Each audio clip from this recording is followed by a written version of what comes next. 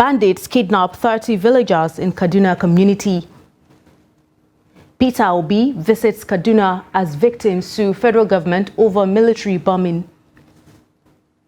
Panic in Oshogbo following hospitalization of 18 pupils.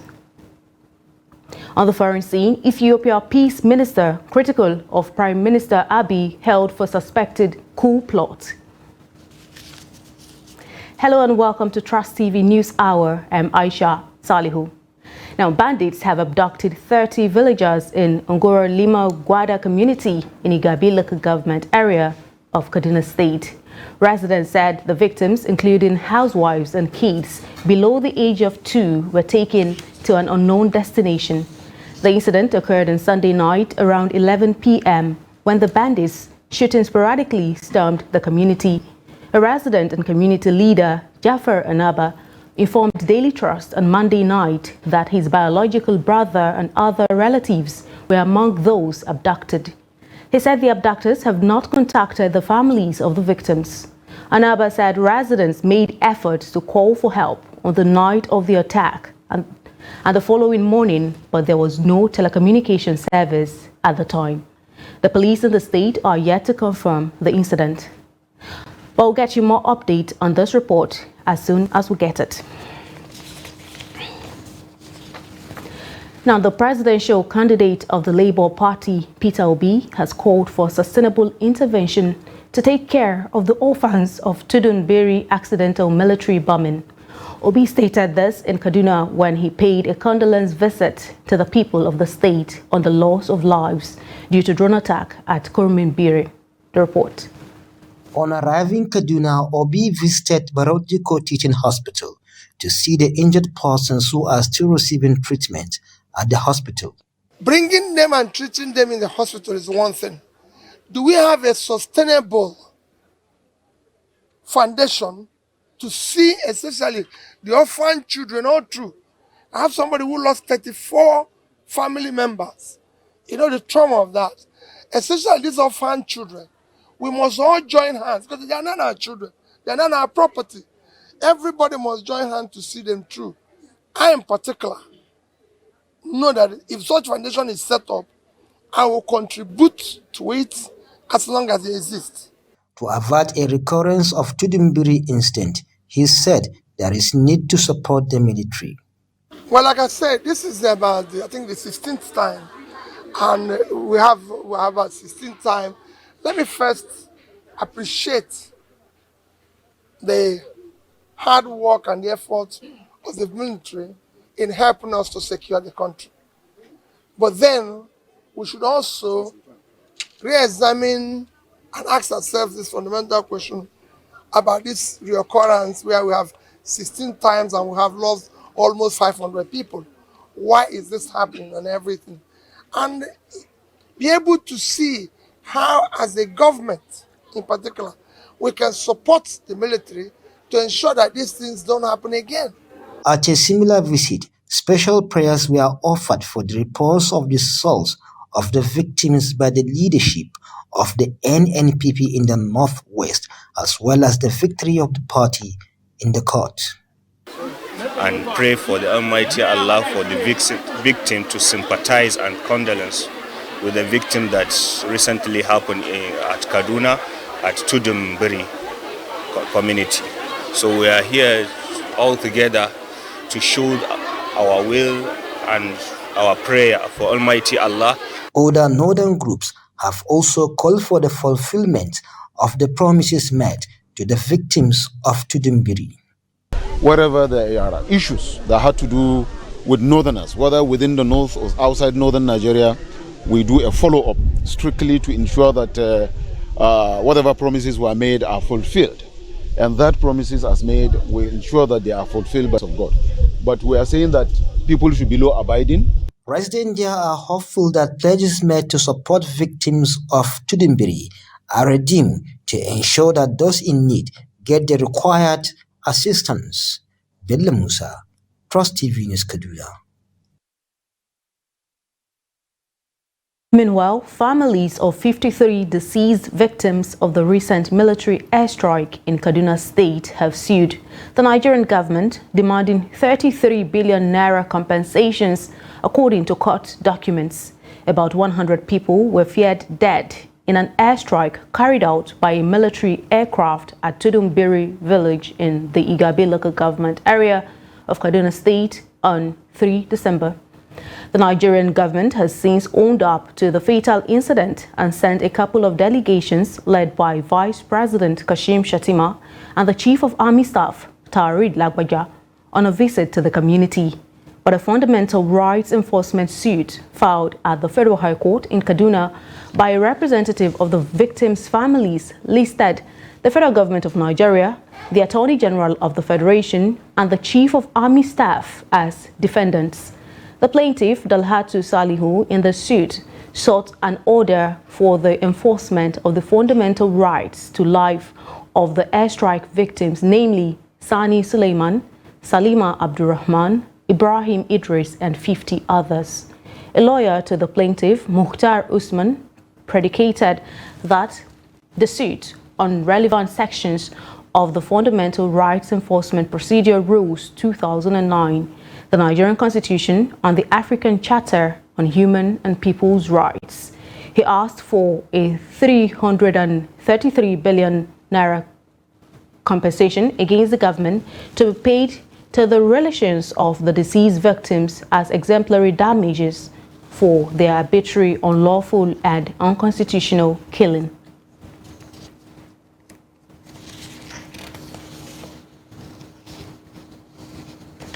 And now joining us via phone call is a human rights lawyer, Emmanuel Kuza, to give his insight on the lawsuit. Welcome to News Hour, Emmanuel. Thank you. Good evening, listener. Good evening, Anchor Lady. No. It's my pleasure to be in this program with you. Yeah. Now, let me start you off here. What do you make of the potential of this lawsuit? Is it a winnable case given that the military has accepted wrongdoing? First of all, of all the rights that any human being has, the most important of all our fundamental human rights, as contained in Chapter 4 of the 1999 Constitution, is our right to life. And the Constitution makes it the right, as in the entitlement of every human being, irrespective of your gender, irrespective of your ethnic, irrespective of your political orientation. Every human being, whether seen or insane, every human being is entitled to the right to his life. Now, talking about this unfortunate airstrike that led to the death of several people. It's one indictment on the government of Nigeria, assuming the army has sufficient intelligence gathered, the situation will have been avoided. Now, in Nigeria, we're all aware that the budget that goes to the defense alone is one of the most humongous of all budgets. And of course, several times we hear about investment in technology in order to make military operations smarter and more accurate, and then to reduce civilian casualties or unintended casualties. Right.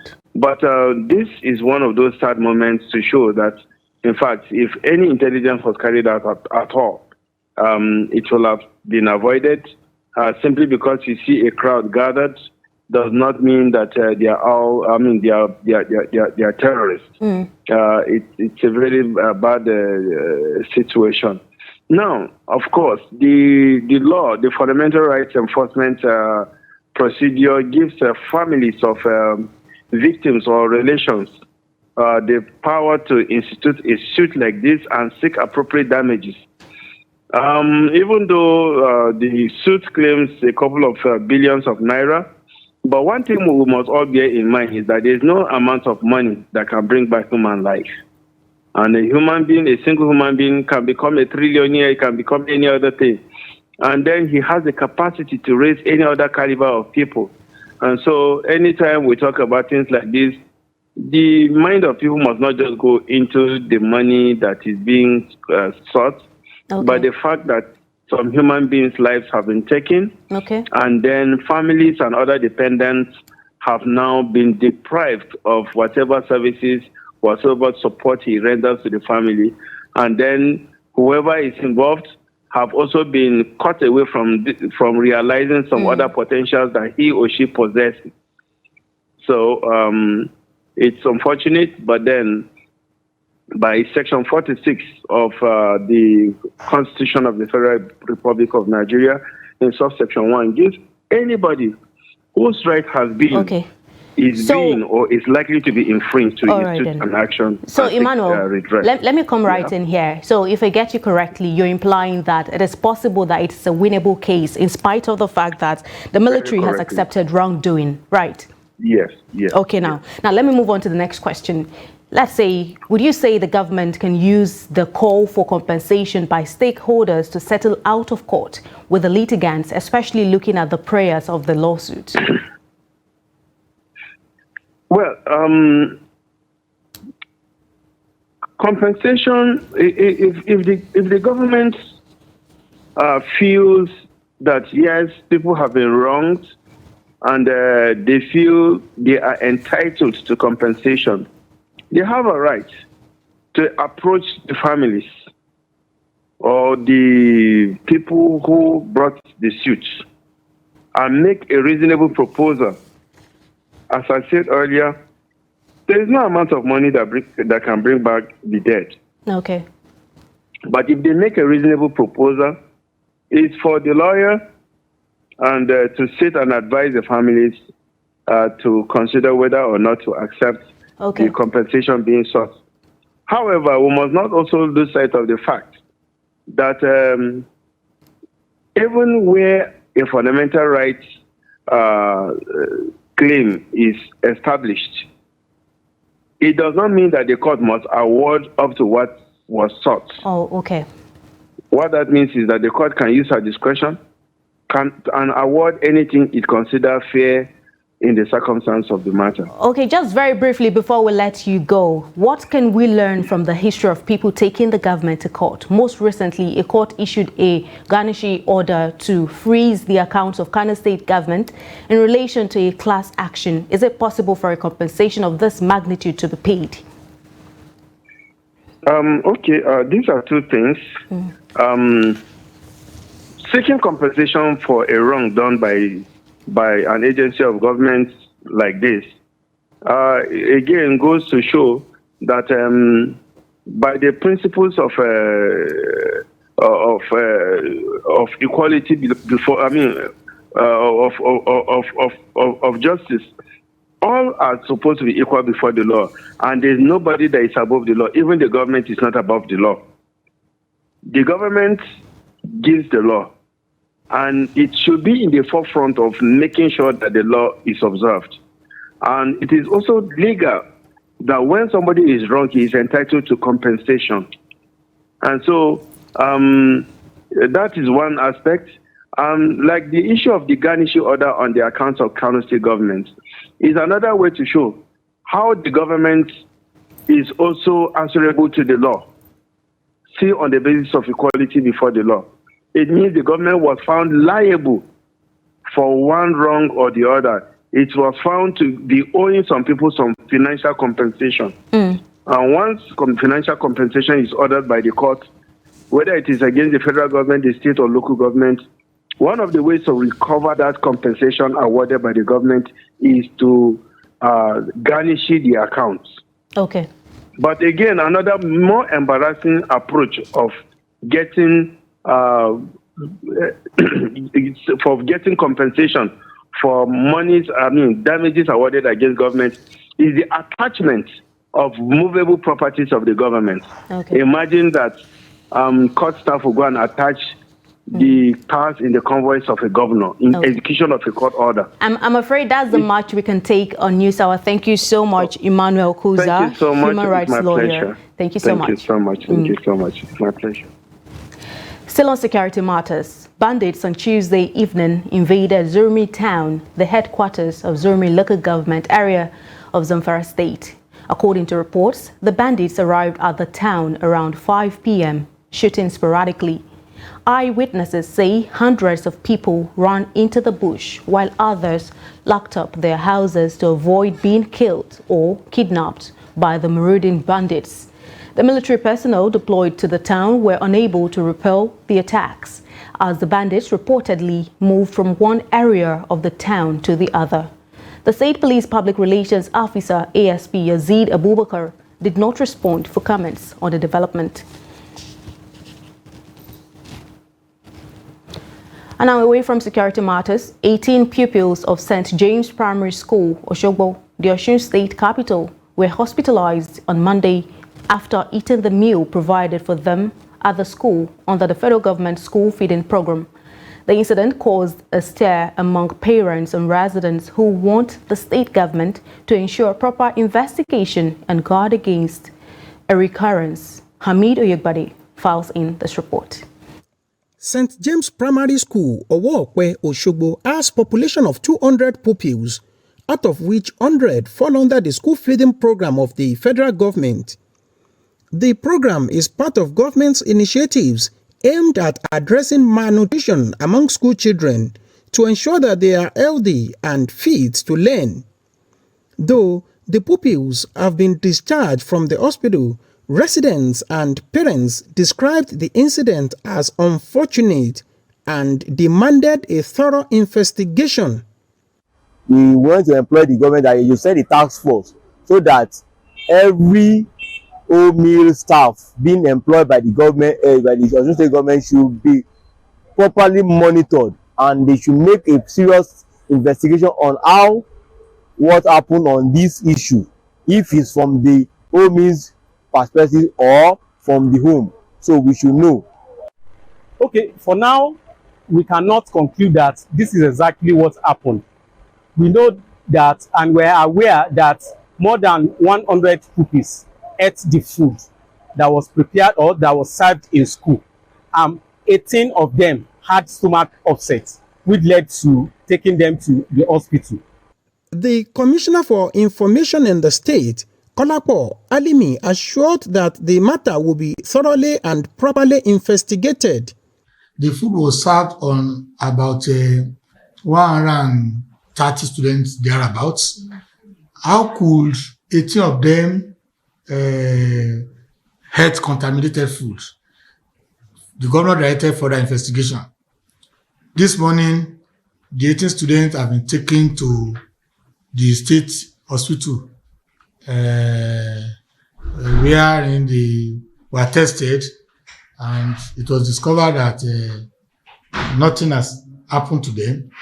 But the governor directed further that they should be taken to our teaching hospital, also State University Teaching Hospital, and they have been taken there for further investigation. We are awaiting the outcome of that investigation. Meanwhile, the school feeding program has been suspended in the affected school pending the outcome of the investigation. Hamid Oyegbade, Trust TV News, Oshogbo. Indeed, further investigation has to be carried out. Ondo State Governor Oluwarotimi Akeredolu will commence his medical leave on Wednesday as a follow-up to his medical treatment, his spokesman, Richard Olatunde, has said. In a statement on Tuesday, Olatunde said during Akeredolu's absence, the Deputy Governor, Lowkey Ayedatiwa, will assume the responsibilities of the governor in acting capacity. Akeredolu won his re-election in October 2020 and was sworn in for a second term in February 2021. However, the governor's second term since January 2023 has not been a smooth sail, as he had to be flown abroad for treatment over a medical condition in June. The 67-year-old politician returned to Nigeria in September after months overseas but stayed in Ibadan, the Oyo State capital. Akeredolu has been under intense pressure from opposition parties and activists to resign or hand over power to his deputy in line with 1999 Constitution. In his statement, Olatunde said the governor will prioritize his health and ensure a full recovery before resuming his official duties. According to the statement, a formal letter regarding the medical leave and a notice formally transferring power in line with the Nigerian Constitution will be transmitted to the House of Assembly. 10 months after the presidential election and 1 month after the off-cycle elections in Imo, Kogi, and Bayelsa, the Independent National Electoral Commission has sworn in 9 newly appointed resident electoral commissioners. The commission chairman, Mahmoud Yakubu, during the swearing-in ceremony, charged the new recs to discharge their duties without fear or favor. Noel Sampson, who was at the event, has details of the story.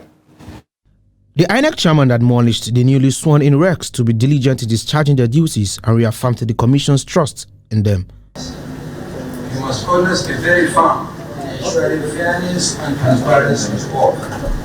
Let me make it clear to you from the outset that you must at all times be guided by the electoral legal framework, the code of conduct for resident electoral commissioners, and your good conscience. You must also work closely with your field officers in the state, listening to their wise counsel, but always providing supervision. It is my pleasure to announce the deployment of the new resident electoral commissioners as follows. Abubakar Dambo, Striking Power, Kebbi State. Abubakar Maji Ahmed, Borno State. Dr. Anubu Unoha, Edo State. Mr. Shaka Isa, Akwa Ibom State. Malam Aminu Idris, Kaduna State. Mohammed Sadiq Abubakar, Kwara State. Mrs. Oluwatoyin Babalola, Ondo State.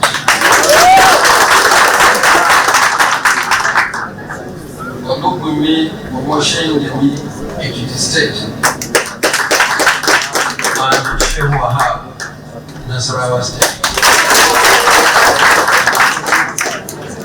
The Ondo resident electoral commissioner, Oluwatoyin Babalola, who spoke on behalf of newly appointed recs, appreciated the commission and the chairman for giving them the privilege to serve and promised not to disappoint.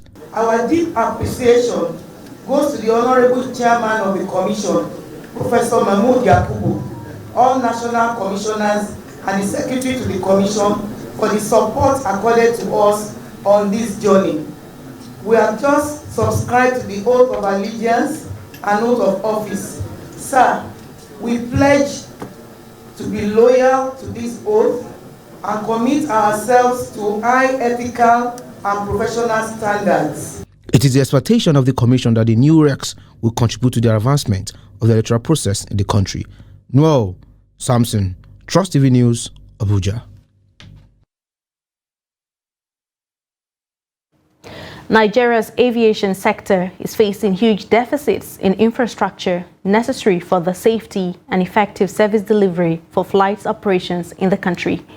The Minister of Aviation and Aerospace Development, Festus Keyamo, made observations during the 2024 budget defense at the National Assembly, while also attributing the hike in air tickets to the volatility in the forex market. Trust TV's Shafiu Suleiman reports. The ministry's 39.8 billion naira budget proposal. The minister says recent operational and safety challenges encountered at some of the nation's airports were largely due to inadequate equipment. An incident happened in Ibadan, and we just thank God that this nation did not see that tragedy. And this happened about a month ago, where there was a minister in that aircraft, his son, other distinguished Nigerians, and the aircraft landed before the runway into the bush. These are navigational equipment that we need. Within 24 hours or 48 hours, my letter was on the table of Mr. President to say, look, sir, we thank God this didn't happen. But these are the equipments we need. The Aviation Ministry is focusing on the completion of ongoing projects across Nigeria's airports to improve safety and service delivery in the industry. Members of the Joint Senate and House of Representatives Committee on Aviation raised safety concerns in the aviation sector while highlighting the challenges militating against the development of Nigeria's aerospace. Like the incident that happened, maybe human error, it can happen abroad too. But the stupid aspect of it is for somebody taking the whole Nigeria for granted. If a pilot takes off from Lagos, coming to Abuja, and then you didn't land in Ibadan, you didn't land in Ilorin, you didn't land in Mina, you didn't even land in Kaduna after Abuja, and you find yourself in worry. No problem. Probably there was human error, there's a mistake, the pilot was briefed differently. So it'd be better to shut up rather than telling us that why he was able, he met a bad weather. So when you meet a bad weather now, bad weather, we are not fools now. The issue of Nigerians having to book flights from Ghana and other West African countries, international flights, why are we suffering? When we are talking about infrastructures, when we are talking about putting tariffs and adding charges to passengers in order to generate more revenue, and this more revenue being collected from passengers is not reflecting. Sometimes you see those guys are screening machines, they collect money from people and they don't screen people. They look at people's faces. There was a time I had to shout that if that man was not screened, I would not board the flight. While promising to thoroughly consider the budget estimates, the lawmakers also threatened agencies under the Aviation Ministry with zero allocation for refusing to appear before the Finance Committee to account for previous allocations. Shafiu Suleiman, Trust TV News, Abuja. The Minister of Solid Mineral, Dele Alake, has blamed those he calls powerful Nigerians for the illegal mining activities and acts of terrorism going on in different parts of the country. Alake made the allegation on Tuesday when he led a delegation of top officials of the ministry to defend the 2024 budget estimates before the House Committee on Solid Minerals at the National Assembly Complex, Abuja. He added that the banditry ongoing in the land may have a foreign component, but noted that the major sponsors are Nigerians yet to be identified. He added that for mining to generate sufficient revenue, there was a need to have a formal structure that the multinational could deal with, just like the Nigerian National Petroleum Company Limited. Mr. Chairman, we want to partner with you to ensure that your objective and our objective, which combined is the vision of Mr. President, is achieved in totality. Now, going through our budget, you did say that it's very appallingly inadequate. Yes, because of all the things that we have reeled out and because of the vision that we have and the Mr. President, we did make a very appreciable budgetary proposal. But when the envelope came, you understand these things more than us. What we saw in the envelope was quite discouraging. It will shock you to note that the petroleum sector, which is more or less mining and of the extractive industry, has earmarked $400 million for frontier exploration annually as captured by provisions of the PIA, being a percentage of the operating profit of the NNPC.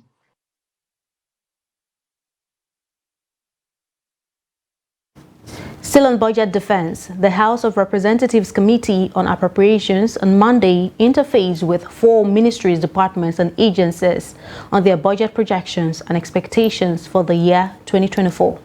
This is part of the ongoing budget defense by MDAs aimed at ensuring that President Bola Tinubu's administration's efforts in actualizing its renewed hope agenda of revamping the nation's economy, as well as tackle perennial insecurity in the country, comes to fruition. Stakeholders present here are those the House of Representatives Committee on Appropriations had insisted must all appear before it unfailingly. Chairman of the committee, Abubakar Bichi, before grilling the heads of the MDAs present on day 2 of the ongoing exercise, said the renewed hope agenda of President Bola Tinubu will not be achieved unless revenue-generating agencies increase their targeted revenue. He pleaded with the Comptroller General of NCS, Adewale Adingi, to think of increasing the targeted 5 trillion naira. We believe that we really have to look into it and to support Mr. President to actualize his 8-point agenda. No matter how Mr. President wants to actualize his agenda, he needs some funds, he needs some money. And the only way for him to get money is through all these GOEs, and to see how we can interact with them, how we can have more funding. The Minister of Finance and Coordinating Minister of the Economy, Wale Edun, gave a rundown of the revenue projections and expectations of government in the face of the micro and macroeconomic climate of the country today. He also threw more light on issues around government borrowing plans and constraints on the 2024 budget, amongst others. So we'll be looking to get more revenue from across the board of government business, which means the government-owned enterprises, the parastatals, as well as looking to private sector investment. Members of the committee questioned MDAs on their budget projections and how they intend to achieve them. How do you find a balance so that Nigerians don't get overtaxed, one? Secondly, so that small businesses don't crumble in the process of beefing up taxation. While the executive director of the Nigerian Telecommunications Commission said the commission has perfected all avenues available to it to generate enough to meet the commission's projection of 224 billion naira for 2024, the Comptroller General of Customs also pledged to meet its 6 trillion naira target. An analysis of our performance in 2023 shows that we had a very, very slow start to the year. And we know that there were a number of factors that were responsible for the slow performance in the year. In another development, the House of Representatives Committee on Customs met with the Comptroller General of Customs.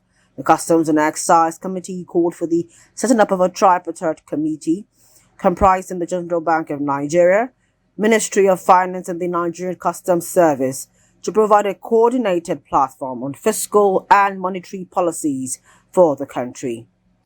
I am excited about the upcoming meeting in Lagos, where we will engage with key stakeholders in the economy to delve deeper into the critical issues and explore collaborative solutions for advancing our nation's economic development. The committee is expected to continue with the budget defense on Tuesday.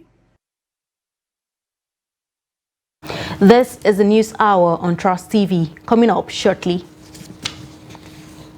we'll take a look at Katsina fishermen who lament the lack of modern fishing equipment. Details of this story and more to come. Don't go away.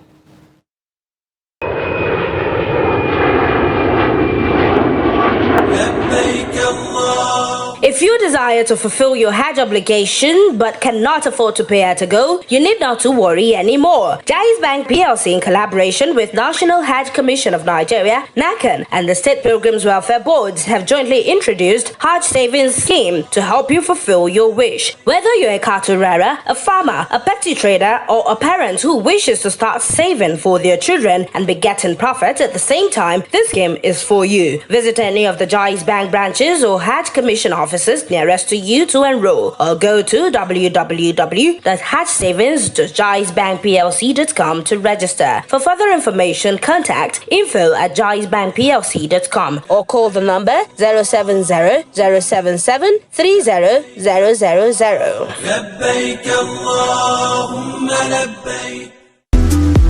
It's time to Jackpa for more fun. This season, there are loads of exciting content. Enjoy all the drama, intrigue, suspense, and romance in a wide range of telenovela series, Nollywood movies, Bollywood, kiddies program, and introducing our new kiddies channel, Booing. After 5 years of waiting, the Nigerian Premier Football League is finally back, live and exclusively on Star Times.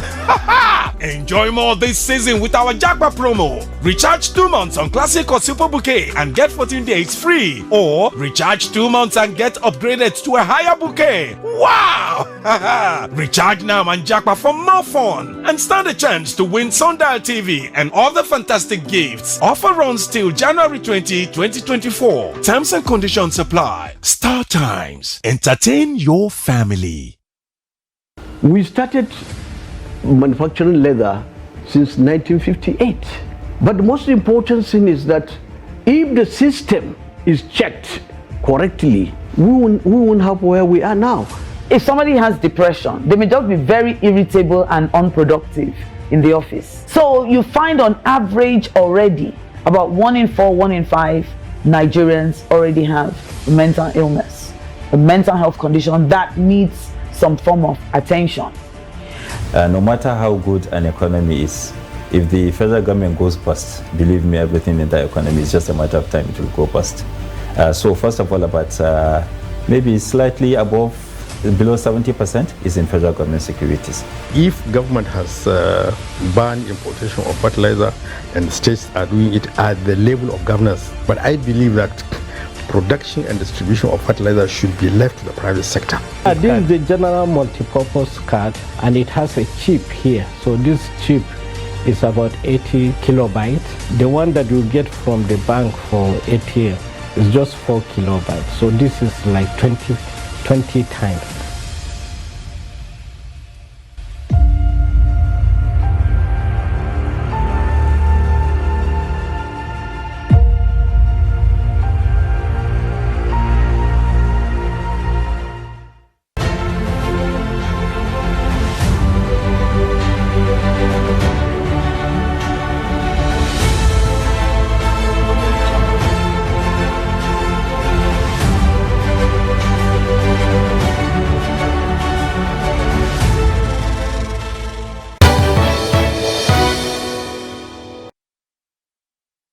Welcome back and thank you so much for staying. If you're just joining us, this is the News Hour on Trust TV. Let's take a look at a recap of some of our top stories.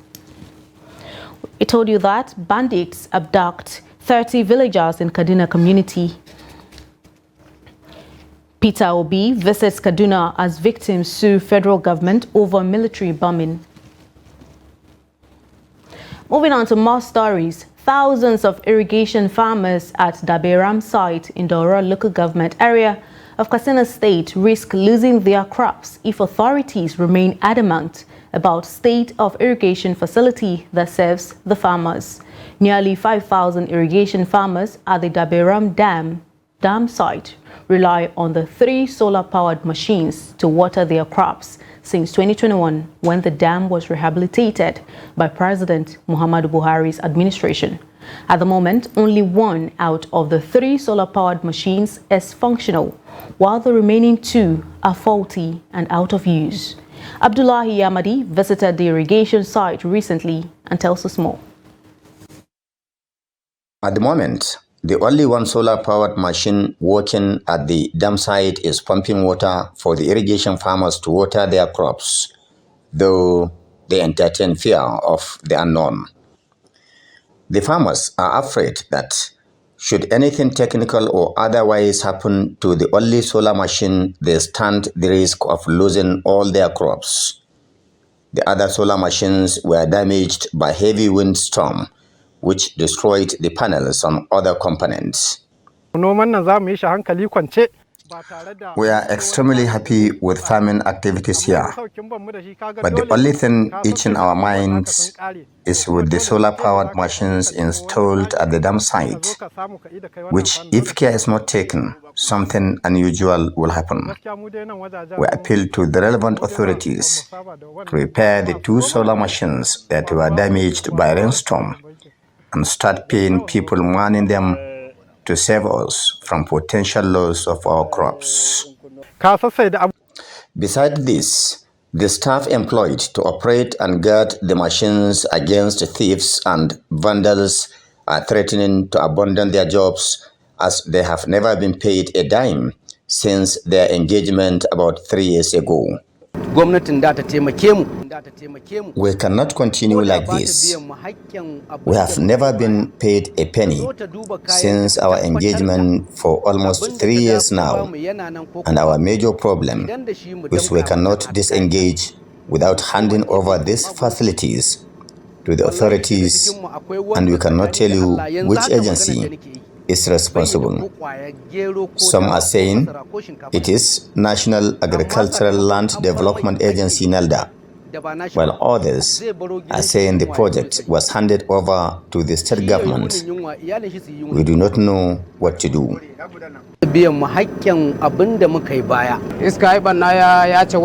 Following a heavy windstorm, some of the solar panels were forcefully removed and damaged. We recovered some of them inside the dam and taken to the engineer for safekeeping, and 2 of the inverters are also faulty.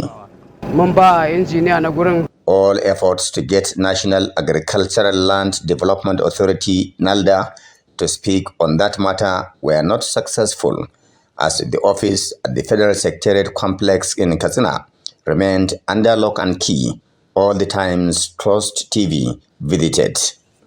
Residents are left wondering how government expended billions of naira here, but left without proper security and maintenance arrangements of the equipment installed. Irrigation farmers and those manning the solar machines are appealing to Governor Dikko Umaru Rada to, as a matter of urgency, intervene and rescue them from potential loss of investments. Abdullahi Ismayamadi, Trust Television News, Kaduna. A Rivers High Court sitting in Port Harcourt has restrained the Martins Amewule-led group of the Rivers State Assembly from forcefully gaining access into the Assembly complex pending the hearing of the suit before it. The House of Assembly and the Speaker, Edison Ehie, had approached the court seeking, amongst others, an ex parte order preventing Amewule and Maul, who are the first and second respondents in the suit, from forcefully gaining access into the Assembly complex. In its ruling on Tuesday, the court also barred the lawmakers from using the Assembly premises following the governor's directive, Siminalayi Fubara, that the facility was under renovation. While Amewule is believed to be loyal to ex-governor Nyesom Wike, Ehie is known to be in the camp of Governor Siminalayi Fubara.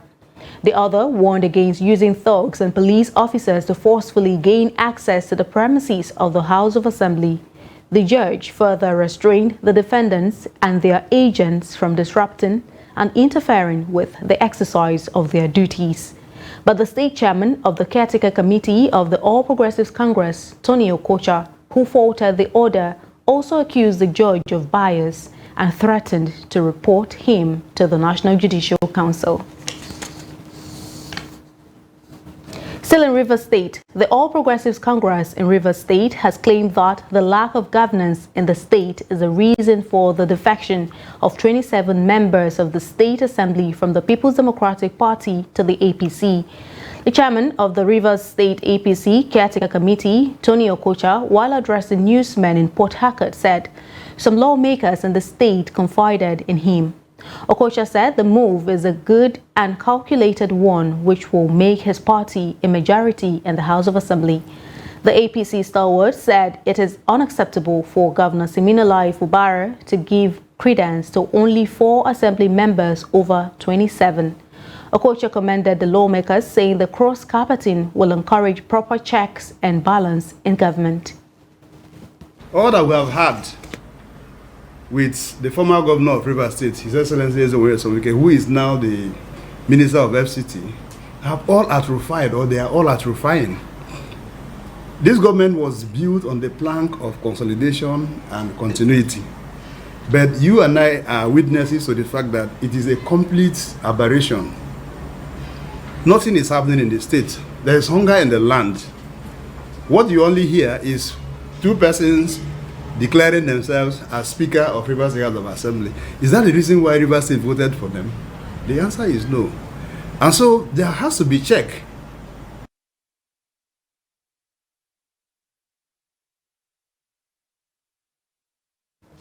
As ECOWAS returns to the negotiation table with Niger Republic and other military-led governments across the region, Nigeria continues to play a pivotal role in facilitating and engendering diplomatic ties with member states as a major regional player.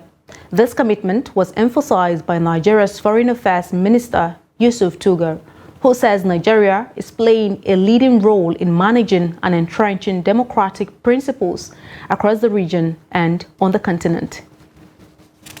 What transpired immediately after President Bazoum was accosted was pragmatic as well.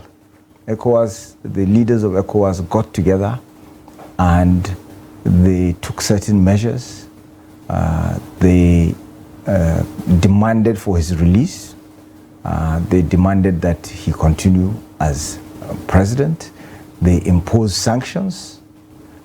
And, of course, the fact that they mentioned as a last resort that the use of force was not ruled out was blown out of proportion.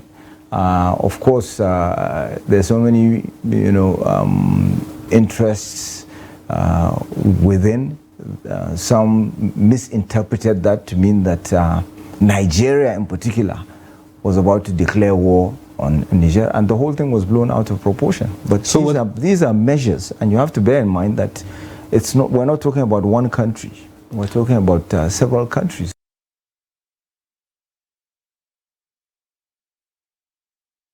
The Foreign Affairs Minister also spoke on Nigeria's foreign policy direction on international diplomatic disputes on Trust TV's 30 Minutes with Manir Dan Ali. You can watch the full interview on Trust TV on Monday, December 18.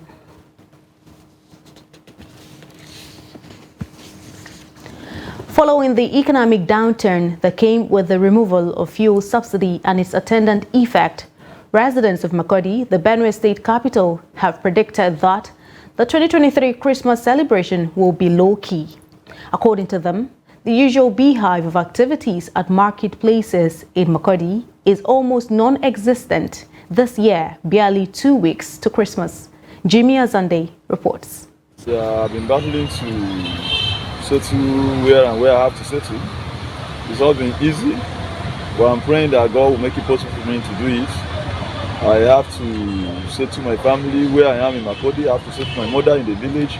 I have to settle my wife's mother. It's not been easy, but we have been battling.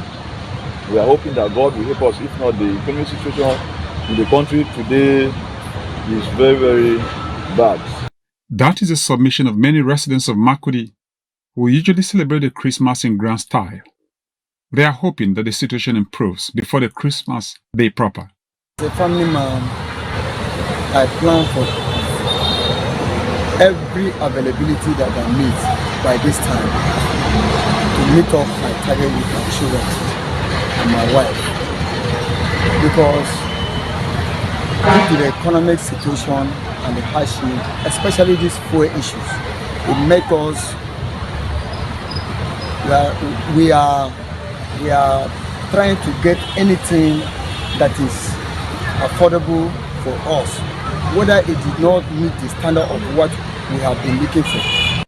Though Governor Hyacinth Elia has been consistently paying workers in the civil service-dominated state, the inflation rate and fuel subsidy removal crisis are hitting harder on low-income earners. A lot of people are complaining that fuel is a problem because they used to transport their goods to their shops, and the transport is very high. So for that reason, they have to top their price so that they will make their own gain. As I wake up today too, I'm looking up to something and I'm expecting something. But seriously, we need to be aided by either someone or the government, as the case may be. If not, this Christmas this year will not be funny. In the meantime, residents have continued to hope even against hope. Jimmy Azandi, Trust TV News, Makurdi. Residents of Daberam and other neighboring communities in Daura, Dutsi and Sandamu local government areas of Katsina State have decried lack of modern fishing equipment to boost their business. Fishing is a major occupation of over 3,000 residents of Dannakola community. Due to the abundance of water at Daberam Dam in Daura local government area of Katsina State. Abdullahi Yamadi examines the economic potentials of fishing in the area and how it can be harnessed to provide food and job opportunities for the people of the state. Fishing is the second largest business for communities living around Daberam and Sabke dams beside irrigation farming, which provides jobs to hundreds of residents all year round. Fishermen, traders and other workers within the value chain are making millions of naira on daily basis, even without modern equipment. Fishing means everything to hundreds of people in this area. It is the means of livelihood to us, but our only problem is lack of capital and modern fishing equipment to operate fully. Look, we have big fishes you cannot catch with ordinary hand or through traditional means of fishing. As such, we need government support. Back at Dannakola, a roadside fish market on Daura Katsina Road, few meters away from Daberam Dam, fish business is thriving on daily basis, but not without some challenges. Though the market may look small, but hundreds of people bring and sell fish here, transporting some to other cities such as Kano, Kaduna, Sokoto, and even Niger Republic before the recent border closure. We have over 7,000 people within the value chain of this business. Even here, you can testify to what I'm saying. Besides inheriting this business from our forefathers, we want to move it to the next level, such that we can compete favorably with our contemporaries elsewhere in Nigeria. This is the largest fish market in Katsina State, and the source is Daberam and Sabke dams in Daura and Meadwa local government areas. We thank God for his gift of water to us. Let Umar Musa Radua constructed this fish market when he was the governor of Katsina State. But since then, nothing was done to us. While stakeholders are calling on governments to provide empowerment for the business to thrive, other public commentators are appealing to the fish sellers to improve the sanitary condition of the market. Abdullahi Yamadi, Trust Television News, Katsina. Let's now join Chamunda Beng for some business news.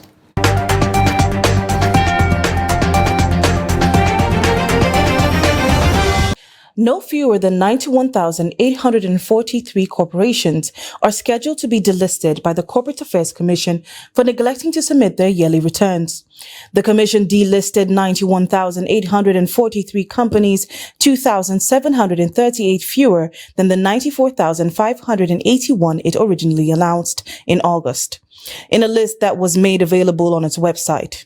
This is still fewer than the first 100,000 businesses that CAC had previously declared it would eliminate.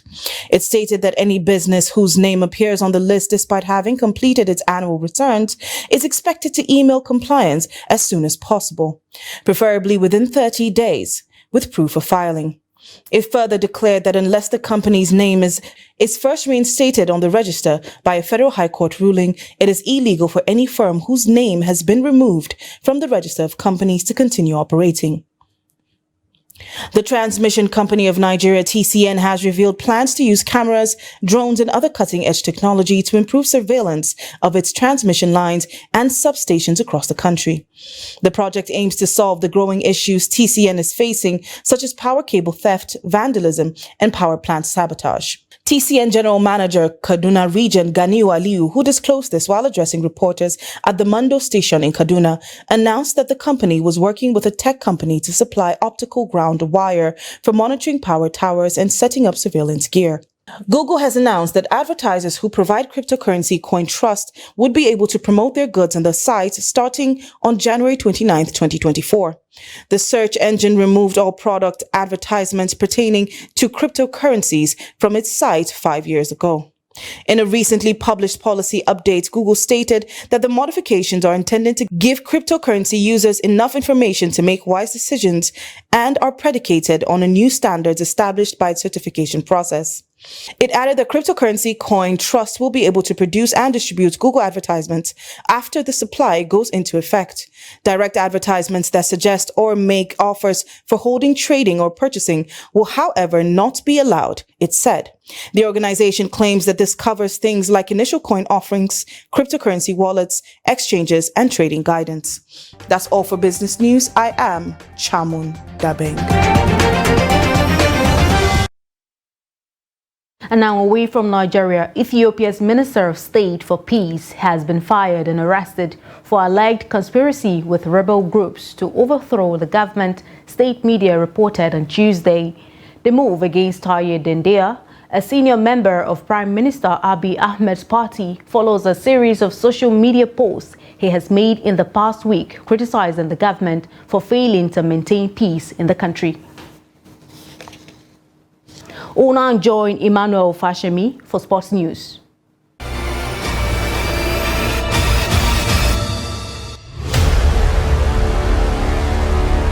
Nigeria may face the wrath of the International Table Tennis Federation following her absence at the 2023 World Youth Championships in Slovenia.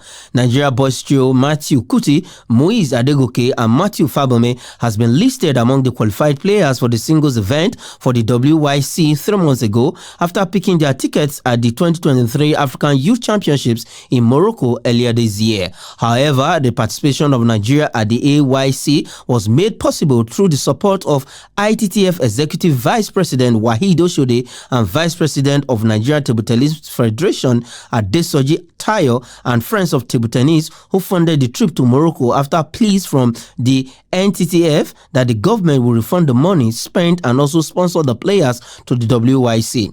However, the federation failed to sponsor the players to the WYC, with all players getting walked over in the singles as well as their pairing with other players in the doubles event may attract financial and ranking sanctions from the world body.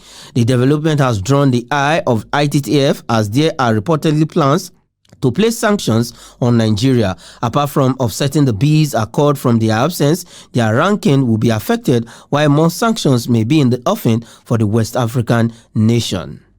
Nigeria's representative female yellow greens at the ongoing International Cricket Council ICC T20 Women's World Cup qualifier have boosted their semi-final qualification with a victory over Rwanda. Despite displaying a strong performance in the first match on Sunday, the Nigerian side lost to Namibia. The team captain Blessing Etim after the game said they were just unlucky to have lost the game. They bounced back strongly on Tuesday morning and secured a much-needed win over their counterpart from Rwanda. The Nigerian team was leading when the game had to be delayed due to heavy rains in Kigali, but the Nigerians held on to their strong performance to secure a win by 4 runs. They will explore her potentials against more experienced and exposed players. That is it on sports. I am Emmanuel Fashimi.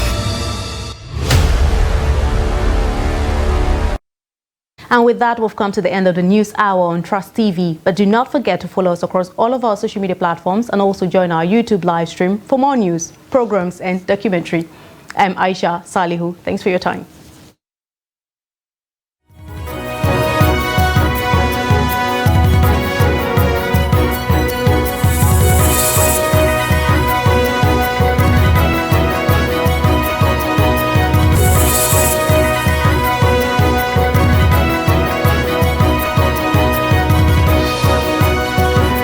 From the Daily Trust News Center, this is the News Hour.